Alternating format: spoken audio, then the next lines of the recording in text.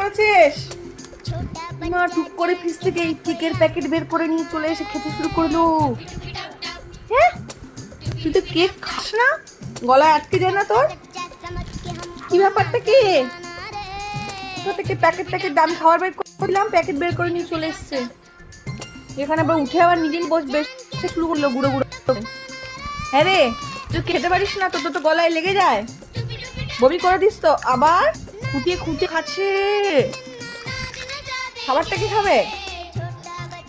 হুম, দাও, দিয়ে দাও আমাকে, দিয়ে দাও। ওটা চেটো না, ওটা চাটতে না। ছি আমাকে হ্যাঁ দিয়ে দাও। উদ্গাল না তুমি, বলো।